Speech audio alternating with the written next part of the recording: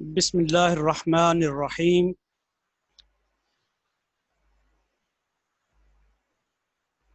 Viewer, जैसा कि आपको मालूम है, मेरी सबसे पहली किताब मैट्रिक्स स्पेसिस है जो कि 1991 में पब्लिश हुई थी। इसके थर्ड चैप्टर का पहला टॉपिक है लिमिट पॉइंट्स। इस लेक्चर में हम लिमिट पॉइंट्स ही डिस्कस करेंगे। किसी सेट के लिमिट पॉइंट से क्या मुराद है, किसी सेट के लिमिट पॉइंट की क्या डेफिनेशन है और किसी सेट के लिमिट पॉइंट्स को कैसे फाइंड आउट किया जा सकता है, वो हम डिस्कस करेंगे। और ज़रा सबसे पहले हम मैट्रिक्स स्पेस में लिमिट पॉइंट की डेफिनेशन को डिस्कस करते हैं और उसके बाद आगे कैलकुलेशन करते हैं। डेफिनेशन देख लें। Let X be a matrix space, let X be a matrix space with metric D and a subset of X।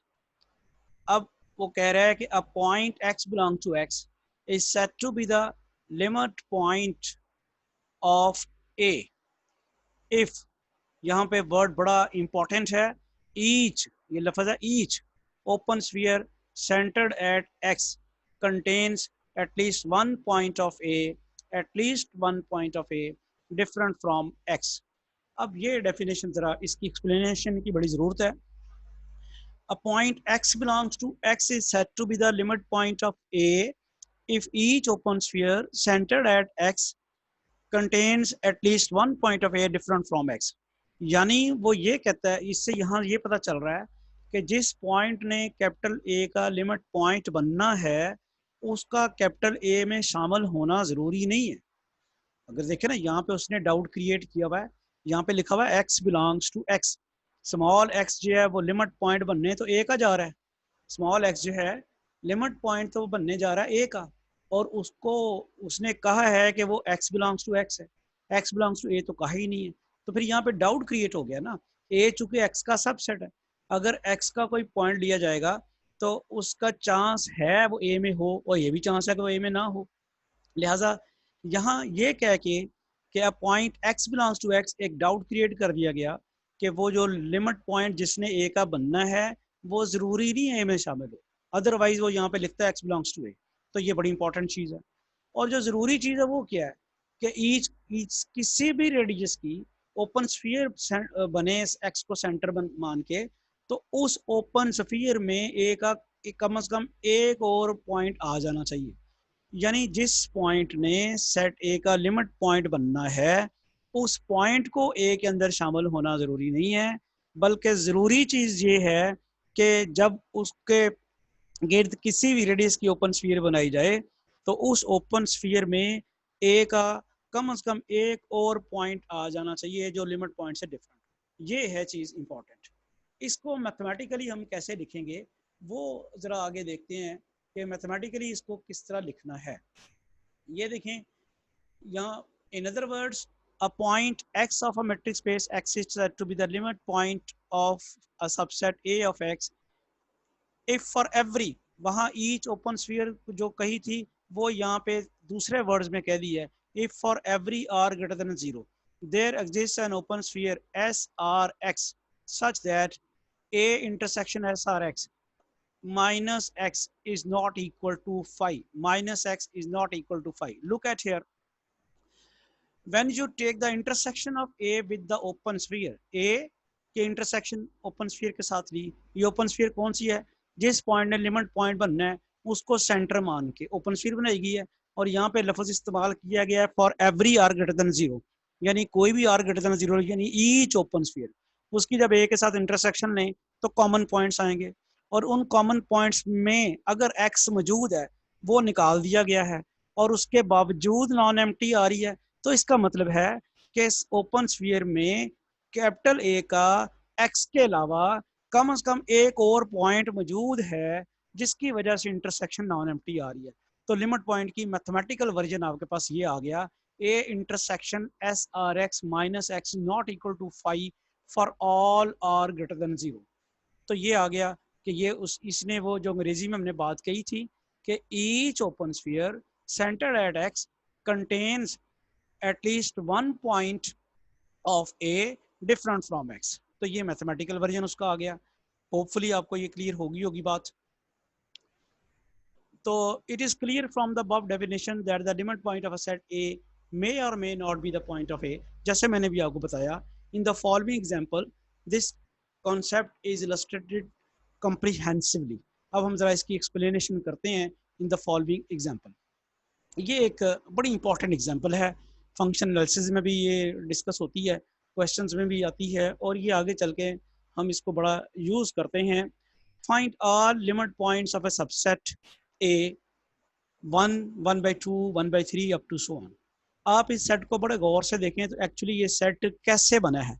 It is basically reciprocals of the natural numbers, यानी 1 का रेसिप्रोकल 1 ही होगा, 2 का reciprocal 1/2 होगा, 3 का reciprocal 1/3। तो इस तरह से सेट ए आपके पास जनरेट हुआ है। इसके आपने लिमिट पॉइंट्स मालूम करने हैं, और मैट्रिक्स स्पेस जो है वो ये लाइन है। अब जरा देखते हैं कि किस तरह इसके लिमिट पॉइंट्स मालूम करेंगे। सबसे पहले आपने नंबर लाइन ली, और नंबर लाइन के ऊपर हम एक मार्क करते हैं पॉइंट, और उसको लेबल करते हैं 0, यानी ये पॉइंट हमने मार्क किया और उसको लेबल किया 0। फिर एक और पॉइंट मार्क करते हैं और उसको लेबल करते हैं 1। अब लुक एट 1 जो है वो सेट का पहला पॉइंट है। 1 जो है वो इस सेट का पॉइंट है, पहला पॉइंट। दूसरा पॉइंट 1/2 है, और हमें पता नजर आ रहा है कि 1/2 0 और 1 का मिडिल पॉइंट होगा। 0 और 1 का मिडिल पॉइंट होगा, तो वो मार्क कर लेते हैं, यहाँ पे होगा। अब ये इसकी वर्किंग अगर करनी चाहिए, वैसे तो बड़ा आसान है, एवरेज लेनी है हमने। 0 + 1/2 वो एवरेज आ जानी है, वो मिडिल पॉइंट हो जाना है। तो उसकी वर्किंग मैं यहाँ करके दिखाना चाह रहा हूँ आपको।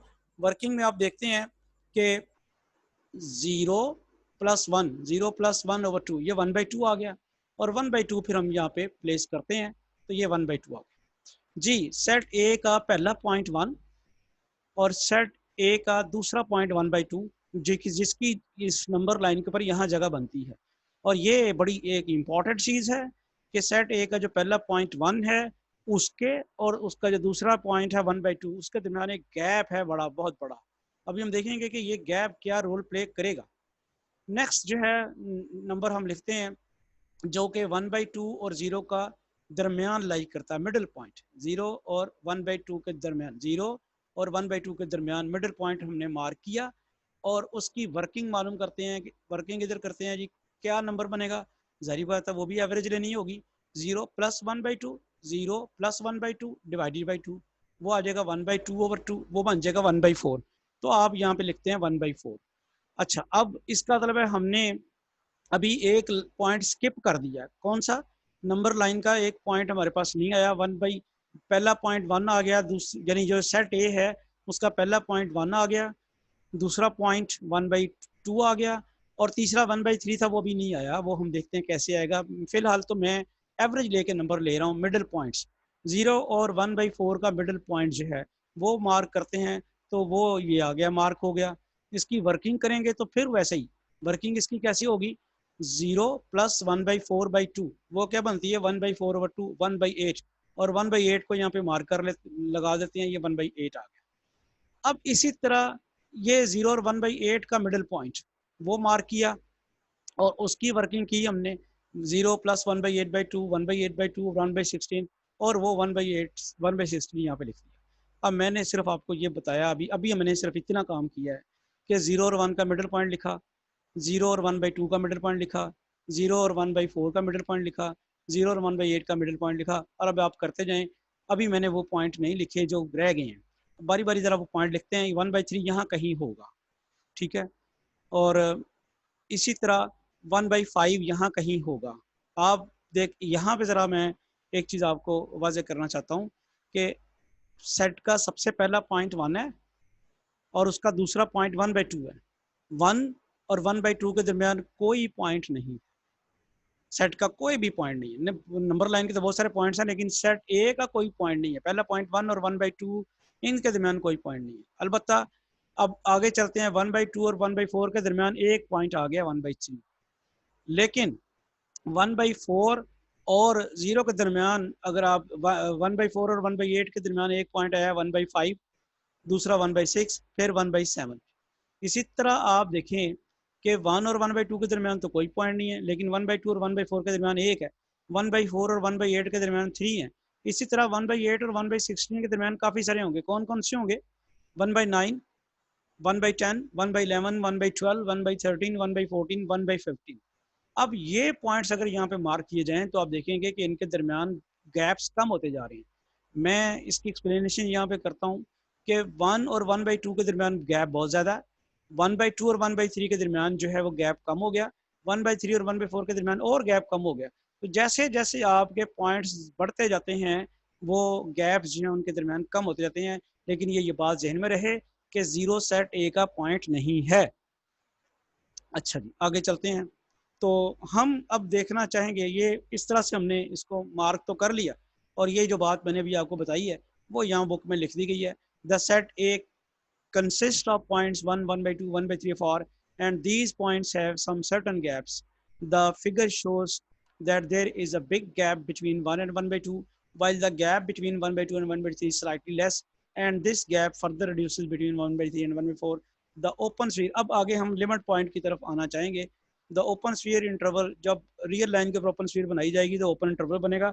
ये ज़रा आगे हम चल के डिस्कस करते हैं, और इसको डिस्कस करने के लिए हम एक एग्जाम्पल लेते हैं। यानी अभी तो हम अब सेट ए, पिछला तो हमने ये किया है कि सेट ए की नंबर लाइंस के ऊपर सेट ए के पॉइंट्स मार्क किए हैं, नंबर लाइन के ऊपर सेट ए के पॉइंट्स मार्क किए हैं।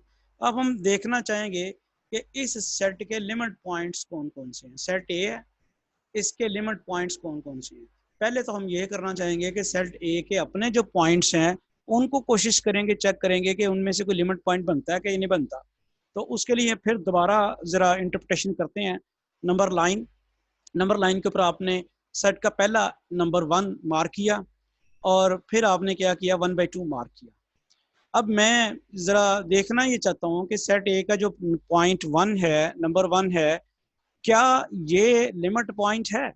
सेट ये जो 1 है, इसको देखने के लिए मुझे क्या करना होगा, 1 के गिर्द सेंटर, 1 को सेंटर मान के एक ओपन स्फीयर बनानी होगी, और देखना होगा कि सेट ए का कोई और पॉइंट उस ओपन स्फीयर में आता है। लिमिट पॉइंट की यही डेफिनेशन है ना।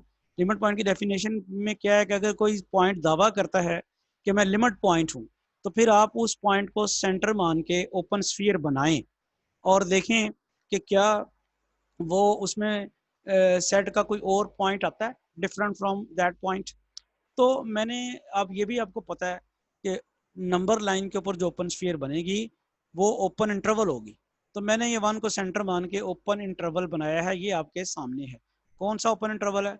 ये वाला, ये ओपन इंटरवल। और मैंने कोशिश ये की है कि जो सेट का करीब तरीन पॉइंट है 1 से, उसको इसके अंदर मैं शामिल कर सकूं। ये ज़रा गौर कीजिएगा, ये 1 है, 1 के करीब तरीन पॉइंट 1/2 है। तो मैंने जो ओपन इंटरवल बनाया है ये वाला, ये बाउंड्री उसकी आप गौर कर रहे हैं कि उसको सेंटर माना है 1, और ये उसकी एक बाउंड्री और एक ये बाउंड्री है। तो इसमें मेरे पास सेट ए का 1 के अलावा एक और पॉइंट आ गया 1/2। क्या मैं यहाँ अब ये कंक्लूड कर लूँ कि 1 जो है वो सेट ए का लिमिट पॉइंट है, क्योंकि उसके अंदर ओपन स्फीयर के अंदर या ओपन इंटरवल के अंदर एक पॉइंट तो आ गया 1/2। लेकिन ये मैं कंक्लूड इसलिए नहीं कर सकूंगा, वहाँ एक रिस्ट्रिक्शन थी। रिस्ट्रिक्शन क्या थी? ईच ओपन स्फीयर, यानी एक ओपन स्फीयर जो बनाई है वो तो चलो सेटिस्फाई हो गई है, लेकिन मुझे और कोई ओपन स्फीयर्स लेनी है जो ये सारी सेटिस्फाई करें। कोई भी ओपन स्फीयर लूँ तो वो सेटिस्फाई करनी चाहिए। ईच ओपन स्फीयर वाली रिस्ट्रिक्शन जो है मुझे मजबूर करती है कि मैं 1 के गिर्द 1 को सेंटर मान के रेडियस छोटा करके ओपन स्फीयर बनाऊं। तो जब मैं वो बनाता हूँ तो फिर देखें क्या होता है। जब मैंने रेडियस 1 को सेंटर मान के रेडियस ओपन स्फीयर का रेडियस छोटा किया तो जो स्फीयर बनी वो ये बनी। अब मुझे ये बताएं कि ये जो इंटरवल बना है 1 को सेंटर मान के, क्या इसके अंदर सेट का कोई और पॉइंट आया 1 के अलावा? कोई नहीं आया। 1/2 तो बहुत दूर रह गया। तो जो शुरू में लग रहा था कि शायद 1 लिमिट पॉइंट है, क्योंकि ये इतने बड़े रेडियस के ओपन स्फीयर बना के हमने 1/2 के अंदर ले आए थे, तो वो बात गलत थी। ईच ओपन स्फीयर का मतलब ये है कि कोई और भी बनाएं, छोटे रेडियस की भी बनाएं, उसमें भी 1 के अलावा कोई एक पॉइंट और आना चाहिए। जो कि नहीं आया, इसलिए 1 जो है ए का लिमिट पॉइंट नहीं है। एक बात तो बिल्कुल वाजी होगी कि ये वाला 1 जो है सेट ए का लिमिट पॉइंट नहीं है। अब मैं ट्राई करता हूँ 1/2 को, 1/2 को सेंटर मान के ये ओपन स्फीयर बनाई, तो आपके सामने है उस ओपन स्फीयर में भी सेट का कोई और पॉइंट नहीं आ सका, इसलिए ये 1/2 भी लिमिट पॉइंट नहीं है। 1/3 को ट्राई करते हैं, 1/3 को सेंटर मान के ओपन स्फीयर बनाई, उसमें भी सेट का कोई पॉइंट नहीं आ सका, 1/3 भी लिमिट पॉइंट नहीं है। 1/4 को सेंटर मान के बनाते हैं, वो भी नहीं आता। इसी तरह 1/5, 1/6, 1/7, 1/8, 1/16 एंड सो ऑन, सेट के जितने भी पॉइंट्स हैं उनको लेके अगर आप ओपन स्फीयर बनाते जाएंगे तो वो ओपन स्फीयर जो है सेट ए का कोई पॉइंट उसके अंदर नहीं आएगा। इवन ये जीरो के करीब तरीन जो पॉइंट है, ये वाला जीरो के करीब तरीन पॉइंट जो है, उसको भी अगर हम ओपन स्फीयर बनाएं सेंटर मान के, यानी जीरो के करीब तरीन शायद जे हो, जो हम कह तो नहीं सकते, लेकिन अगर इसको सेंटर मान के ओपन स्फीयर बनाएं तो उसकी बाउंड्री ओवरलैप कर जाएगी जीरो को, और उस सेट में भी कोई भी पॉइंट ए का डिफरेंट फ्रॉम दैट पॉइंट नहीं आ सकेगा। अलबत्ता अगर हम जीरो को सेंटर मान के ओपन स्फीयर बनाएं तो जीरो के अलावा सेट ए का जो बिल्कुल करीब तरीन जीरो के पड़ा हुआ है ना पॉइंट, वो इसके अंदर आ जाएगा। फिर मैं ज़रा इसको रिपीट करता हूँ कि अगर मैं जीरो को सेंटर मानूँ और ये ओपन स्फीयर बनाऊँ जैसे कि मैंने बनाई है, इस ओपन स्फीयर में जो जीरो के करीब तरीन पॉइंट पड़ा हुआ है जो कि ए का पॉइंट है वो आ जाएगा, इसलिए जीरो जो है वो क्या हो गया, सेट ए का लिमिट पॉइंट। ये बात जहन में रहे कि जीरो ए में शामिल नहीं है और लिमिट पॉइंट को सेट में शामिल होना जरूरी भी नहीं था। जो जरूरी था वो क्या था कि उसके गिर्द जब ओपन स्फीयर बने तो वो ओपन स्फीयर उसके अलावा कोई पॉइंट ए का ले ले, तो वो तो ले रही है, लिहाजा जीरो जो है वो सेट का लिमिट पॉइंट है और कोई भी पॉइंट सेट का लिमिट पॉइंट नहीं है। यही सारी डिस्कशन यहाँ पे लिखी है। अब अगला देखते हैं, find all limit points of 0, 1। ये ओपन क्लोज इंटरवल है जिसमें 0 शामिल नहीं है और 1 शामिल है, तो हम उसी तरह ही करेंगे। 0 को सेंटर मान के ओपन इंटरवल बनाया तो आप देखते हैं कि इसमें 0 के अलावा बेशुमार ये वाले जो पॉइंट्स हैं ये सारे के सारे इसमें आ गए हैं, लिहाजा ये जो है 0 इसका लिमिट पॉइंट है। 0 जो है वो सेट में शामिल ना होने के बावजूद सेट का लिमिट पॉइंट है। इसी तरह ये 1 जो है ये 1 सेट में शामिल है और 1 को सेंटर मान के ओपन स्फीयर बनाए तो आप इधर वाला पोर्शन जो ओपन स्फीयर का उसमें काफ़ी सारे पॉइंट्स जो हैं 1 के अलावा आ जाते हैं, लिहाजा 1 भी इसका लिमिट पॉइंट है। तो 0 भी लिमिट पॉइंट है हालांकि शामिल नहीं है, 1 हालांकि शामिल है उसके बाद 1 भी इसका लिमिट पॉइंट है। और इसी तरह अगर हम 0 और 1 के दरमियान जितने भी पॉइंट्स हैं उनके गिर्द ओपन स्फीयर्स बनाएंगे तो वो सारे के सारे इसके लिमिट पॉइंट्स बनेंगे। तो each point of the open interval और क्लोज इंटरवल या और open close interval is the limit point of this interval. Even बाहर वाले जो हैं यानी 0 जो शामिल नहीं है, ईच अंदर वाले जो 0 जो शामिल हैं वो भी लिमिट पॉइंट्स हैं और 0 जो शामिल है वो भी लिमिट पॉइंट है। मैं ज़रा रिपीट कर दूं, लिमिट पॉइंट की क्या डेफिनेशन है।